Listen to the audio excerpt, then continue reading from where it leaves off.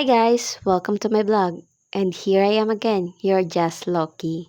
Of course, before we start, intro muna tayo. Kamusta kayo? Kamusta naman ako? Heto, I'm doing okay. Charot. Pero seryoso guys, I'm crossing finger right now. Sana hindi ako tamarin na mag-record ngayong gabi. At ito nga guys, mag-road trip muna tayo. Kaya samahan niyo po ako. Gusto ko rin naman kahit papaano ipakita sa inyo kung ano meron kami dito sa aming probinsya. By the way guys, kung bago ka sa vlog ko, I would like to introduce myself first. I am Mabel from the province of Antique. At ngayon nga, magta-travel tayo from San Jose to Colase, kumbaga south to north po tayo. Since minsan lang din naman ako makakapunta sa malalayong lugar dito sa amin, kaya una pinalagpas ang chance ko na mag-vlog. Vlogger yan, charot. At ito nga, more than 2 hours ang biyahe before kami makapunta sa aming destinasyon. Siyempre, dadaan pa muna kami sa iba't ibang bayan bago kami makapunta sa Colase. At ang unang dadaanan muna namin na bayan ay ang Bilison. Next, yung Patnongon, Bugasong, Lawaan, Parbasa at ang Tibiao bago ang Colase. At ang una nga naming pinuntahan ay ang Municipal Hall ng Colase. Siguro nagtataka kayo bakit kami napadpad roon. Siyempre may reason, alangan naman wala. Charing! Ganito kasi yon, may meeting na gaganapin doon related sa work. Sorry guys, hindi ko banggitin kung ano yon, basta privacy purposes na rin. At hindi naman yun ang reason kung bakit ako sumama. Ang plan ko talaga is sumabay lang sa sakyan para pumunta sa site kung saan ako na-assign, which is sa Patnongon lang din. Gaya nga ng sinabi ko, may meeting at obvious na nagmamadali na kami kasi may hinahabol kaming oras. 3 PM kasi ang call ng meeting at lunch na kami umalis sa office at may iba pa kaming pinuntahan. Hinuntuan. Good thing lang kasi dumating kami na safe and sound at hindi kami na late na meeting. Pero ang ending, hindi na ako nakapunta sa aking site. By the way guys, ang Antique ay isang lalawigan sa rehiyon ng Western Visayas sa Pilipinas.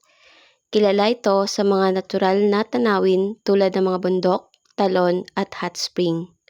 Pati na rin sa kultura at sa tradisyon. At ang karaniwang hanap buhay ay kaugnay sa agrikultura o pagsasaka. Like ang pagtatanim ng palay, ang pangunahing hanap buhay lalo na sa mga mababang lugar. Mayroon ding pagtatanim ng mais, niyog, tubo at iba pang pananim. Sunod ay ang pangingisda. Ang Antique ay may mahabang baybayin kaya maraming isda ang nanguhuli ng iba't ibang uri ng labang dagat. At ang pag-aalaga ng hayop ay isa rin sa mga hanap buhay dito sa Antique. Kabilang dito ang pag-aalaga ng baka, baboy, manok at kambing para sa pagkain at kita. O siya, medyo mahaba na yung kadaldalan ko, kaya samahan niyo po kami at i-enjoy ang ating road trip.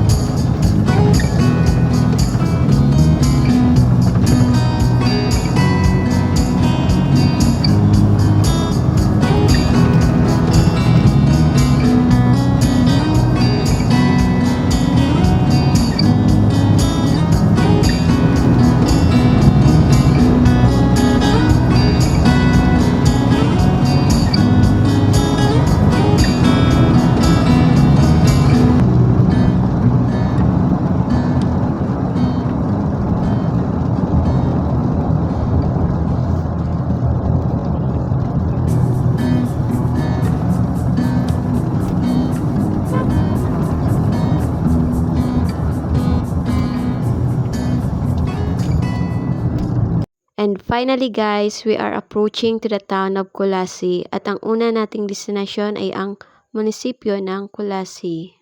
At ito nga, naghanap na kami ng parking at heto, sa meeting po tayo, tamang pagkikinig lang. At pasimpleng pagkuha ng video kasi baka mahuli tayo, charot. Oh no! At ito nga guys, pagkatapos ng meeting, dumiretso kami sa site. At ito nga, palog-alog kami kasi rough road ang dinadaanan namin. Under construction pa as of now. At ito nga guys, saktong umulan pa. Pero hindi naman siya gaano kalakas. Sakto lang. We are here in Kulasi. Heto nga guys, I know hindi siya clear pero matatanong po dito ang Mount Majaas. It is a prominent mountain located in the province of Antique on the Panay Island in the Philippines. At isa ito sa may pinakamataas na peak sa isla. May taas ito approximately 2,113 meter above the sea level.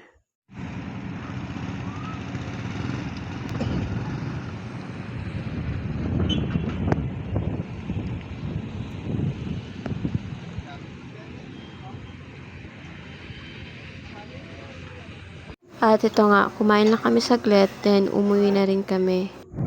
And as you can see, ginabi na po kami ng uwi. And this is the end of our video. Please don't forget to like and subscribe. Thank you.